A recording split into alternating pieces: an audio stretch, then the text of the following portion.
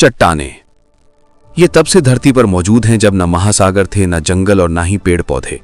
यहां तक कि सांस लेने के लिए हवा में ऑक्सीजन भी नहीं थी।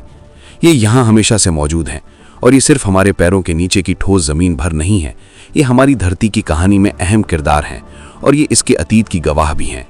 इन अनोखी चट्टानों की बनावटें धरती पर विनाश, पुनर्जन्म और चमत्कार की अद्भुत कहानियां सुनाती हैं। अक्सर इन्हें ठीक से समझा नहीं जाता, लेकिन ये बेहद अहम है क्योंकि इसी खनिज पदार्थ में जीवन की शुरुआत छिपी है। धरती के इतिहास की सबसे दिलचस्प बातों में से एक ये है कि यहाँ चट्टानें और जीवन एक दूसरे के साथ विकसित हुए हैं। मिनरल्स के बिना जीवन की शुरुआत नहीं हो सकती थी। अगर चट्टानें ना होती तो न ऑक्सीजन होती, न महाद्वीप, न पहाड़, न घाटियां, न पेड़ पौधे और न ही जीव जंतु। अरबों सालों से खनिज और जीवन एक दूसरे को आकार दे रहे हैं। धरती के लिए इतना फायदेमंद रहा ये रिश्ता धीरे धीरे और लगातार विकसित हुआ, जब तक कि एक प्रजाति ने इसमें दखल देना शुरू नहीं कर दिया। पहले इतना धीमे कि पता ही न चले, फिर ऐसी रफ्तार से जिसका अनुभव धरती ने पहले कभी नहीं किया था। इंसानों को शुरुआत से ही मिनरल्स की जरूरत रही है और फिर इंसानों का मिनरल्स के साथ रिश्ता पेचीदा होता चला गया। चट्टानें हमें बताती हैं कि जीवन की शुरुआत कैसे हुई, हमारी दुनिया कैसे बनी और वे कौन सी ताकतें थीं जिनके नाजुक संतुलन ने शुरू से ही जीवन को आकार दिया। ये पृथ्वी की कहानी है, ये हमारी कहानी है। हम जानते हैं कि 450 करोड़ साल से कुछ पहले हमारी धरती बनी थी और ये उन्हीं पदार्थों से बनी थी जो पहले तारों में मौजूद थे। और जब इन तारों में विस्फोट हुआ तो मिनरल्स, आइस और दूसरे तरह के पदार्थ स्पेस में फैल गए। पहले न धरती थी, ना ही सौर मंडल, बस धूल और गैस का एक बड़ा सा बादल था। जिन गैसों से सूरज बना उनमें ज्यादातर हाइड्रोजन और हीलियम थे। वो धूल असल में तारों की धूल थी, मिनरल्स के छोटे छोटे कण जो ग्रेविटी की वजह से जुड़ते गए और बड़े बड़े ढेलों में बदल गए। मुट्ठी के आकार से लेकर बास्केटबॉल और फिर पूरे कमरे के आकार तक, और बाद में दसियों सैकड़ों किलोमीटर बढ़े। और जैसे जैसे ये पथरीला ग्रह बड़ा होने लगा, वहीं धूल के कण वो मिनरल्स बने जिन्होंने इस पृथ्वी को बनाया। अगर हम शुरुआती पृथ्वी के बारे में सोचें तो वो मिनरल से भरपूर धूल के असंख्य छोटे कणों के जमा होने से बनी थी और ये सारे कण तारों से आए थे। गहराई से देखा जाए तो हम सभी तारों की धूल से बने हैं।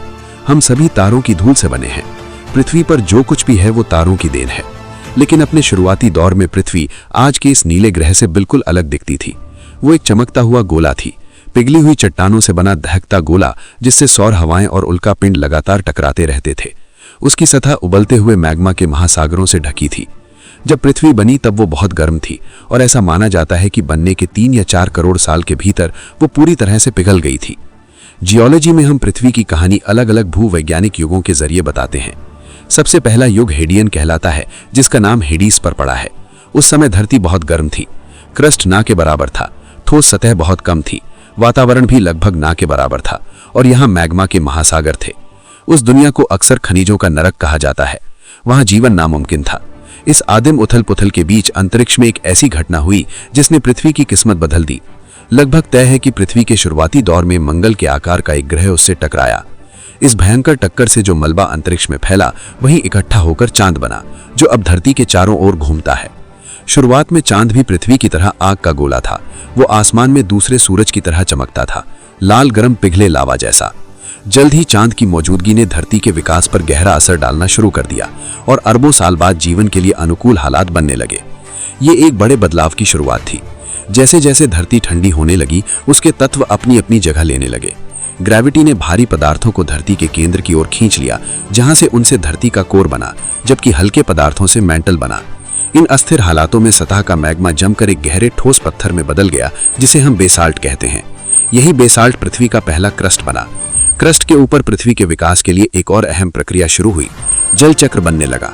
वातावरण में कई गैसें मौजूद थीं और जब वो ठंडा होने लगा तो उनमें से एक गैस पानी की भाप संघनित होकर बरसने लगी।